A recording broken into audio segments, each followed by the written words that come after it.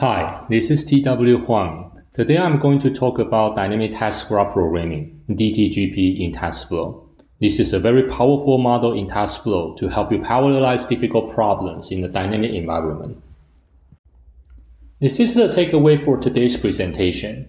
First, we will introduce the dynamic task graph programming model, DTGP in Taskflow. Then, we will recognize the limitations of the existing DTGP models and give you a high-level picture of how we overcome the scheduling challenges to support our model. Finally, we will conclude the talk. Let's first understand the difference between static and dynamic task graph programming, STGP versus DTGP. Taskflow enables both static and dynamic task graph programming in a unified execution interface. In STGP, execution follows a construct and run model. You build a task graph first, and then you run it. On the other hand, in DTGP, tasks can start as soon as their dependencies are met, meaning that construction and execution can overlap. For large graphs, this overlap can provide some performance advantages over STGP. Static task graph programming, or STGP, is the most basic programming model in Taskflow. It is based on the construct and run model. You define the task graph first, and then you submit it to the executor for execution. Let's take a look at an STGP example. Suppose you want to do 4 things, A, B, C, and D. Each represents a function or a task. A runs before B and C, and D runs after B and C. To get a parallel execution for this task graph using STGP, you need to define a task flow and an executor. Then, you define 4 tasks in terms of C++ lambda function objects A, B, C, and D, and use the precede and succeed method to relate the dependencies among A, B, C, and D. When the graph is constructed, you submit it to the executor for execution. As you can see from this example, you define the task graph first, and then you submit it to the executor for execution. That is the definition of STGP. Using the same graph as an example for DTGP, we create a task from a C++ lambda function object using the silent dependent async method or the dependent async method if you would like to acquire an additional future object that allows you to perform task-specific synchronization. When you create a dependent async task, you can specify arbitrary dependencies using C++ variety parameter pack. For example, when creating task D, I pass B and C as the last 2 arguments, indicating that task D cannot start until both B and C finish. More importantly, when you create a dependent async task, the runtime will start its execution immediately whenever its dependencies are met, so the task graph construction can overlap with the task graph execution. If you don't want fine-grained or task-specific synchronization, like waiting for a particular task in the graph to finish using its future object, you can use the method wait for all from the executor to wait for the entire graph to finish. You probably already know DTGP needs a correct topological order to specify dependencies dynamically. This is because when you define a dependency on a dynamic task, the parent task of the dependency must exist in the correct topological order. In our example, this means we can program the dynamic task graph using ABCD or ACBD, because both are correct topological orders. An incorrect topological order prevents you from expressing a correct dynamic task graph. For example, if we create D before B and C, we cannot specify its dependencies because B and C do not exist yet. Both methods, silent dependent async and dependent async, can take a variable range of dependent async tasks. This is particularly useful when task dependencies are determined at the runtime, such as when the task graph structure is loaded from a file. For example, we can create a vector of dependent async tasks and then use it to specify the dependencies when creating another dependent async task. One major advantage of DTGP is the flexibility for runtime-driven execution, meaning that you can flexibly assemble task graphs driven by runtime variables and dynamic control flow results. For example, depending on the values of the variables A, B, and C, I can create a different task graph. If A is true, I create a task graph G1. If B is true, I create a task graph G2 that runs after G1. Otherwise, I create a totally different task graph G3 and make it run after G1. Or, depending on the structure of G1, if G1 has 100 tasks, I will run G2 right after G1. Otherwise, I will create a new task graph G3 and make G2, G3 run after G1. This type of dynamic task graph parallelism is very difficult to achieve using static task graph programming because you cannot decide the task graph structure upfront. As you can see from our programming model, we do not touch data abstraction. This is a very important decision that we made during the early stage design of our model. We want to focus on coarse-grained task parallelism rather than fine-grained data parallelism. The primary goal is to let users describe tasks and their dependencies in a clean, expressive interface. With this interface, users can define function as a lambda and capture the necessary data or arguments themselves. This is essentially how std_async is implemented. The advantage of this decision is twofold. First, users retain full control over data layout and ownership, allowing them to optimize data structures in their specific application domains. Second, letting users manage their own data keeps our model lightweight and non-intrusive. There is no need to modify your data structures to fit into our task parallel programming framework. This is very different from models that count on data abstraction, such as Taskflow and TBB's pipeline programming model, requiring users to rewrite their code to library-specific data abstraction in order to gain parallelism. Now, we are going to recognize the limitations of existing DTGP models. In C++, we can create a synchronous task using std_async, which is a high-level standard library facility to launch a task asynchronously. For example, here I have a function compute that does nothing but returns its input argument.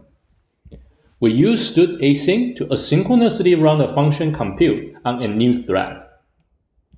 And that std_async will return a future object for us to wait for this asynchronous task to finish and access its result. In this case, the return will be 42. Very simple. This is an example implementation of a std_async. We have two templates, one on the function type and another on the argument types. First, we get the return type of the function and use it to create a promised future pair for inter-thread synchronization.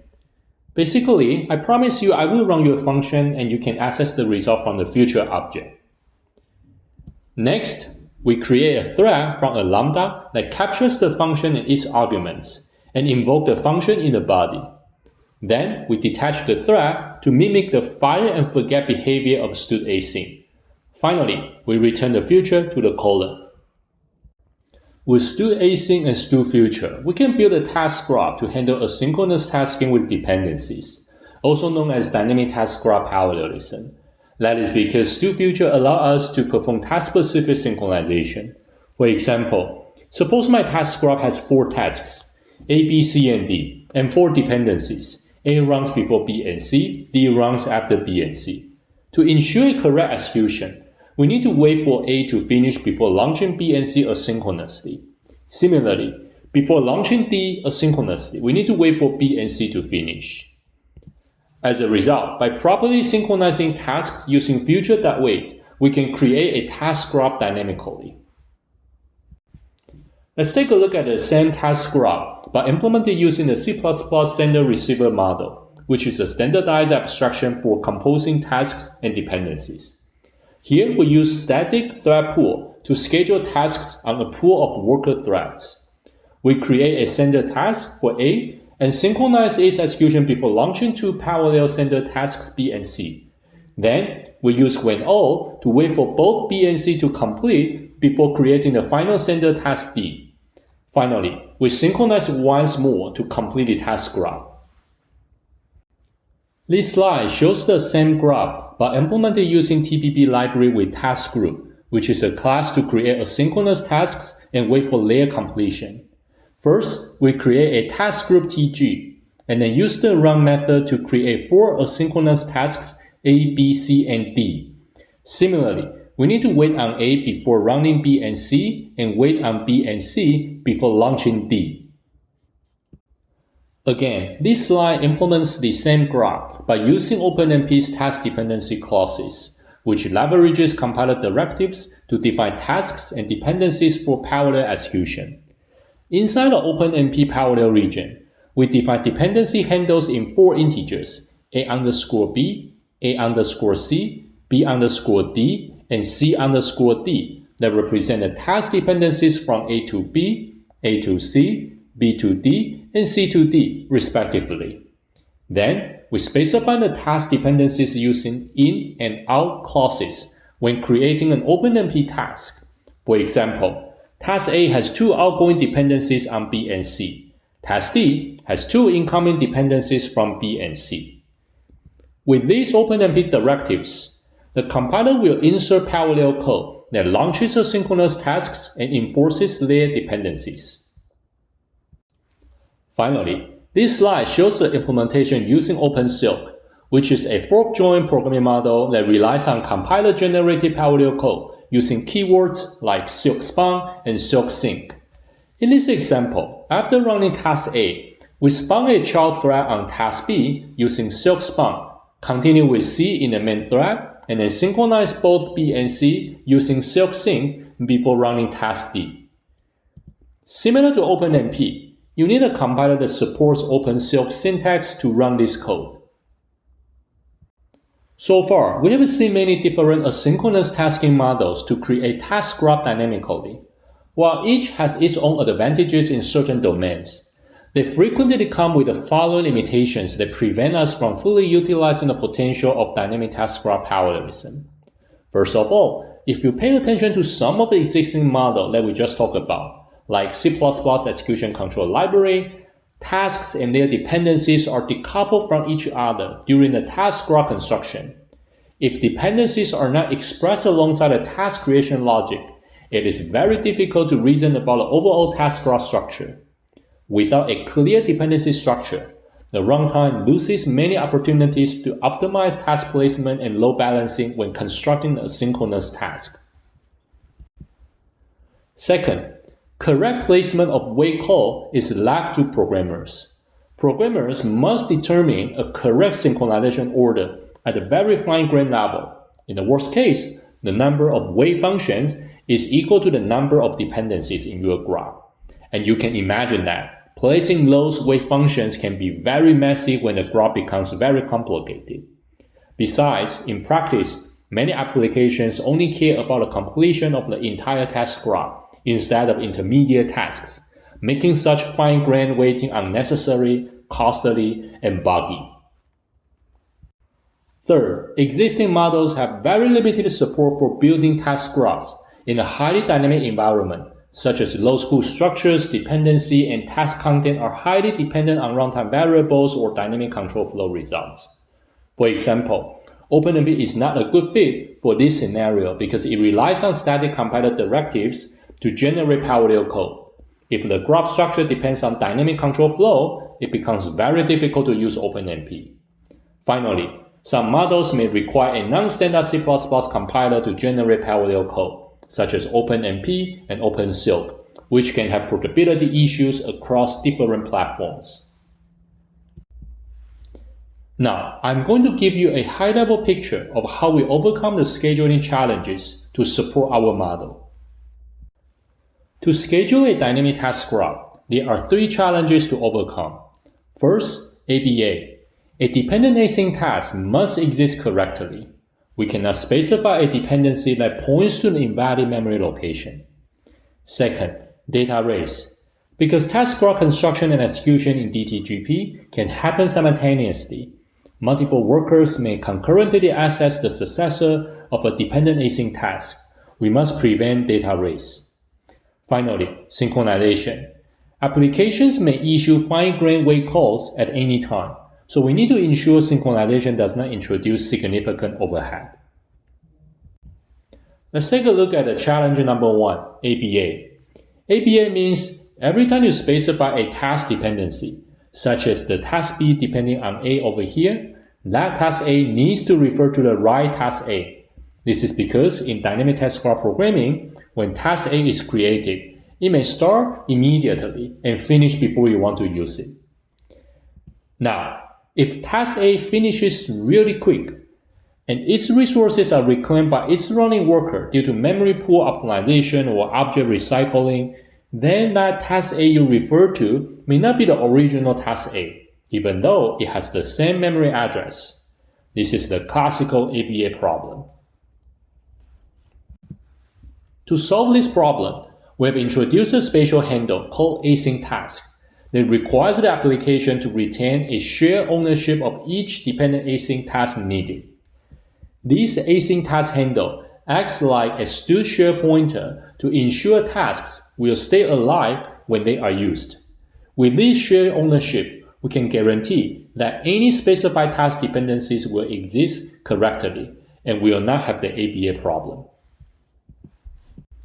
The next challenge is data race, because multiple threads may simultaneously access the successors of a task. In this example, both B and C want to add themselves to the successors of A. Meanwhile, A may also want to remove its successors when it finishes. A very simple solution, of course, is to use a mutex to enable exclusive access. But mutex is very pricey, especially when you have many dependencies on a task. Instead, we use compare and swap CAS operation with spinning to enable exclusive access. This spinning does not incur much overhead as most task graphs in real world are sparse. If your task graph is very dense, probably DTGP is not the right solution to your application. The final challenge is synchronization. Users can issue both coarse and fine-grained synchronizations at any time, such as waiting for the entire graph to finish or waiting for a particular subgraph to finish. To synchronize the execution, one simple solution is to use mutex plus a condition variable to notify the application when a condition is satisfied, like the number of tasks becomes 0. However, this log-based solution can be very expensive when the number of tasks and the number of threads become very large. To reduce synchronization overhead, we leverage C++20 atomic variables to perform waiting notifying operations, which allow much of the synchronization to happen in just user space rather than in the kernel. With all these ideas, our scheduling algorithm is completely log-free. We have published this algorithm in ICCAT 2023, and I encourage you to check out this paper for more details. In today's presentation, we have learned how to program a dynamic task graph in Taskflow and recognize the limitations of existing DTGP models. We also briefly talk about how we overcome the scheduling challenges to support our model. If you are interested in learning more about Taskflow, please check out our project website at taskflow.github.io. You can post your questions on the issue page of our GitHub repository. With that, I'm going to stop here. Thank you very much.